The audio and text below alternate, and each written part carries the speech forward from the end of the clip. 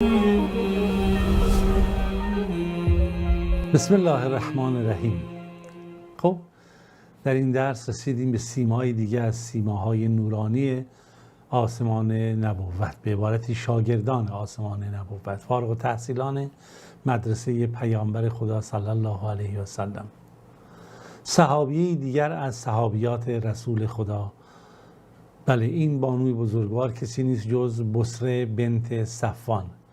بصره بنت صفوان از بانوان با ایمان و اثرگذار تاریخ اسلام هست.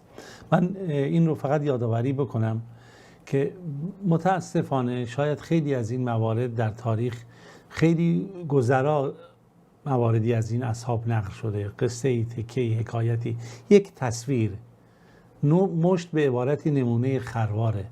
همینقدر که ما بدونیم که یاران رسول خدا صلی الله علیه و سلم که بودن، چه کردن و چه شدن، و مهمترین نکته این هست که اینها در مقطعی زندگی میکنن که در اون مقطع خطاب اولیه اسلام هست. به عبارتی قرآن بر محمد صلی الله علیه و سلم نازل شده، محمد صلی الله علیه و سلم این رو به مردم عصر خودش داره ارائه میده، اطرافیانش و نزدیکانو، و به همین صورت این مخاطبین اولیه که این اسلام رو میپذیرن، نکته در اینجاست که اینها واقعا چگونه بودن. تمام این تلاش رو هم که ما در این داستانهای صحابه تا به حال داشتیم، شاید الان نزدیک 250-60 قسمت در خدمتون بودیم، فقط برای اینه که ما بتونیم لحظاتی رو با اینها زندگی کرده باشیم، کنار اینها باشیم، به این امید که ما هم اسلام رو اونگونه که حقیقتش هست بپذیریم و ملتزم بشیم، در دنیا و آخرت خوشبخت بشیم. بله، این صحابیه که امروز در موردش صحبت کنیم، بانوی بزرگوار بصره بنت صفوان هست. یک نکته‌ای که در زمان جاهلیت وجود داره، ببینید در مورد زنان قریش در قبل از اسلام، اینه که اینها نسبت به زنان دیگر در سرزمین حجاز از منزلت و مقام و شرافت بیشتری بهره مند بودن و از اثرگذاری خاصی اینها بهره مند بودن. یعنی این گونه نبود که مثل که در سایر مناطق زنها بیشتر تحت فشار و ستم بودن، اینجا هم این گونه باشه. نه، یک شرایط خاصی در قریش وجود داشت که نسبت به زن یک منزلت دیگری رو توجه داشت، هرچند که اسلام وقتی اومد اون رو بیشتر و قویتر و قدرتمندتر کرد و حقیقت زن رو نشون داد که باید زن چگونه باشه و هر انسانی در کنار هم هست. خب در این گروه اولی که از زنانی که ایمان آوردن به پیامبر خدا صلی الله علیه و سلم، خب ما میبینیم اولین شخص همسر ایشون هست، ام المؤمنین خدیجه رضی الله عنها، که درود فراوان الله رب العالمین بر ایشون باد. بعد دختر ایشون حضرت فاطمه هست، دختران دیگه ایشون هستن، فاطمه بنت اسد هست، اسما دختر حضرت ابوبکر هست و سایر زنان هست. بله، در هر صورت زن قریش که در قریش هست دارای یک مکانت خاص هست و این بانوی بزرگواری هم که امروز ما میخوایم در موردش صحبت بکنیم دارای همین منزلت و مقام هست، ضمن اینکه ایشون از ایمان بهره مند شده، از سعادت دنیا و آخرت. بله، ایشون بصره بنت صفوان ابن نوفل هست، از قبیله اسد هست که قریشی هستن و نگاه کنید ایشون میشه دختره این صفوان، بصره بنت صفوان. بصره نگاه کنید در واقع میشه دختر برادر ورقه ابن نوفل. ورقه ابن نوفل اگه در داستان سیرت پیامبر بیادتون باشه، همون شخصیتیه که حضرت خدیجه میبره پیامبر رو پیشش و این جزو کسانیه که از ادیان سابقه اطلاع داره و موحده. ایشون بصره دختر صفوان میشه دختر برادر ورقه ابن نوفل.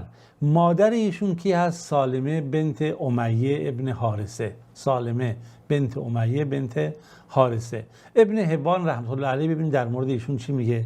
میگه بصره یک رابطه فامیلی نزدیک با ام المؤمنین خدیجه داشت، چرا که خدیجه میگه در واقع عمه پدرش بود. خیلی جالبه، عمه پدرش. این نسبت ها رو که کنار هم بذارید شما متوجه میشید که چقدر زیبا هست و چقدر خوب کنار هم قرار میگیره، مخصوصا در این مرحله. خب بصره هم در بین زنانی که در مکه هست دارای فضیلت، دارای شهرت، موقعیت خیلی خوبی است، کسی که شناخته شده است و همه به رجاحت عقل و به تمام اون مواردی که یک فرد پسندیده، یک بانوی پسندیده باید داشته باشه بهره مند بود. اما ببینیم زمانی که اسلام خب آغاز شد، اسلام که آغاز شد خب خیلی ها به این اسلام به ترتیب رو آوردن. یکی از اولین کسانی که به اسلام رو آورده همین بصره هست. بصره دختر صفوان هست. چرا که این مناقب پیامبر خدا صلی الله علیه و سلم رو میشناخت، پیامبر رو میشناخت، میدید. بالاخره هم نسبت فامیلی بود، هم گفتیم که ورقه ابن نوفل تقریبا عموش میشه، یعنی این دختر برادر اون هستش. این ورقه هم خب پیام‌هایی رو داده بود، خبرهایی رو در مورد پیامبر خدا صلی الله علیه و سلم داده بود، پیامبر رو حمایت میکرد از همون ابتدا. و اینجاست که میبینید که بصره هم مسلمان شد، اسلام رو قبول کرد، تصدیق کرد پیامبر رو و با پیامبر از همون ابتدا بیعت کرد.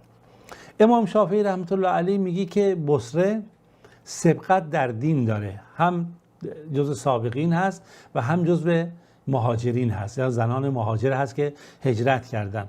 ابن حبان میگه که بله بصره دختر صفوان هم جزء زنان مهاجر هست. مصعب ابن زبیری در مورد ایشون میگه بصره جزء زنانی که با پیامبر خدا صلی الله علیه و سلم بیعت کرد. اما خب داستان بصره جالبه. بصره همسر مغیره ابن العاص هست، مغیره ابن ابوالعاص. بصره همسر مغیره ابن ابوالعاص هست. 2 فرزند براش به دنیا آورده، معاویه و عایشه، که این اسامی رو اشتباه نکنید، مثل معاویه ابن سفیان نیست. اینجا پدرش مغیره است، معاویه ابن مغیره، عایشه بنت مغیره. ولی نکته اینجاست که برادر ایشون که از مادرش، یعنی مادرش خب با کسی دیگه ازدواج کرده، فرزندی داشته، برادر ایشون از مادرش عقبه ابن ابی معیط هست. عقبه ابن ابی معیط یکی از دشمنان رسول خدا صلی الله علیه و سلم، یکی از کسانی که بیشترین کینه رو نسبت به مسلمانان از بین مشرکان داشت و تا جایی که میتونست رسول خدا صلی الله علیه و سلم رو و اصحاب اون رو چیکار میکرد؟ اذیت میکرد. پس عقبه ابن ابی معیط برادرش بود از طرف مادر ایشون و به هیچ اصل و اصول انسانی، طایفه خانواده‌ای رحم نمیکرد. خب این موردی که در مورد عقبه ابن ابی معیط میاد و در کتب سیره وقتی موارد رو میخونید میبینید خیلی شدید بوده. داستان رو خوب داشته باشید. در همون زمانی که هست که پیامبر خدا صلی الله علیه و سلم که بارها ما تکرار کردیم در یه روز در مسجد الحرام ایشون در حال عبادت و سجده کرده، مردم قریشیان اطرافش بودند و نگاهش میکردند و بالاخره خب براشون چیز جدیدی بود دیگه. در همین موقع عقبه ابن ابی معیط میاد. قبلا ما این داستان رو گفتیم اما هر چه تکرار کنیم کمی میاد و بالاخره کثافت‌های یک حیوانی، شتری، گوسفندی که مثلا هر چی بوده زایمان کرده بوده، اینها رو روی سر پیامبر خدا صلی الله علیه و آله هم رو سجده بوده میریزه. پیامبر خدا سرش رو بلند نمیکنه، همچنان هست تا اینکه حضرت فاطمه رضی الله عنها میاد و شروع میکنه از روی پیامبر این برمی‌داره این کثافت‌ها رو و پیامبر رو تمیز میکنه و شروع میکنه میگه چه کسی این کار رو کرد و نفرینش میکنه. پیامبر خدا صلی الله علیه و سلم هم عقبه ابن ابی معیط رو چیکار میکنه؟ در اونجا نفرین میکنه. معاویه ابن مغیره، خوب نگاه کنید که پسر در واقع اینجا در این هست که از خاله این عقبه هست، در اون موقع خیلی اون هم نسبت به مسلمانان چیکار داشت؟ شدت داشت، یعنی این نسبت یعنی شدت بیشتری رو اون هم در اون موقع اجرا میکرد. اما اینجا میخوایم نکته رو اشاره بهش بکنیم. بصره رضی الله عنها وقتی که این صحنه ها رو میبینه خب خیلی متأثر میشه و نگران میشه و نگاه بکنید اون چه که اینجا مهم هست، بحث قرابت های فامیلی هم مطرح می شده، بحث قرابت های طایفه‌ای هم مطرح می شده، عطوفت انسانی هم بوده. حالا نگاه کنید اینها رو که کنار هم بگذارید، این نسبت ها رو که داشتید، تصور کنید همین عقبه ابن ابی معیط که این کارها رو کرد، برادر ایشون هم حساب میشه بالفرض از طرف مادر، وقتی که در جنگ بدر کشته میشه و برادرش هم همینجوری اسیر میشه، ایشون هیچ ناراحت نمیشه بصره. چرا که بصره زن مؤمنیه، میدونه وقتی که انسان ایمان داشت اون فردی که ستمگر هست و اهل ایمان نیست بین اون و اون فاصله وجود داره. و در جنگ احد هم اتفاقا معاویه همین که باز فرزندش میشه که گفتیم که نسبتی داره اینجا، این چیکار میکنه؟ با کفار همراه هست و زمانی که حمزه سید الشهدا به شهادت میرسه، این هم جزو کسانیه که مسلمان ها رو مصلح میکنه و تکه تکه میکنه.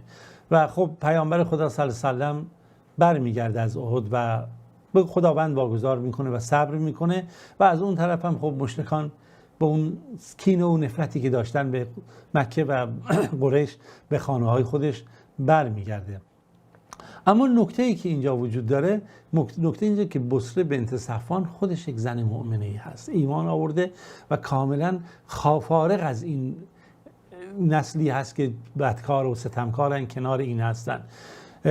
میگن که بصره به خونه پیامبر خدا صلی الله علیه و سلم نزدیک میشد، ارتباط داشت، رفت آمد داشت، در مجالس ایشون مینشست، احادیث ایشون رو گوش میکرد، حفظ میکرد و 11 حدیث رو روایت کردن که ایشون از پیامبر روایت کرده و خب حتی از ایشون تعداد دیگه از اصحاب حتی روایت حدیث داشتن که تعدادی از تابعین از ایشون روایت کردن.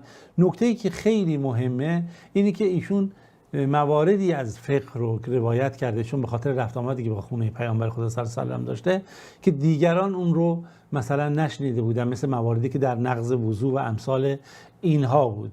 ابن حجر میگه که بصره بنت صفوان تا زمان امیر معاویه زنده بود و در اون زمان از دنیا رفت. یا کنید ما فقط اینجا یک سیره رو دیدیم، یک سیره کوتاه، اما واقعیت اینه که یک فردی که علی‌رغمی که در خانوادهش کسانی هم هستن که دشمنان سرسخت پیامبرن و این هم به عنوان یک زن، اما هم جزو زنان مؤمن اولیه هست، هم جزو مهاجرین هست، هم جزو کسانی هستش که با پیامبر خدا صلی الله علیه و سلم بیعت کرده و در کنار رسول خدا صلی الله علیه و سلم ایستاده. خب ما این فقط جنبه یادآوری داشتیم که داستان رو بشناسین، اسم تو گوشمون بخوره، بصره بنت صفوان. شما عزیزان رو به خدای بزرگ میسپارم تا جلسه دیگه که داستان دیگری رو با هم بخونیم.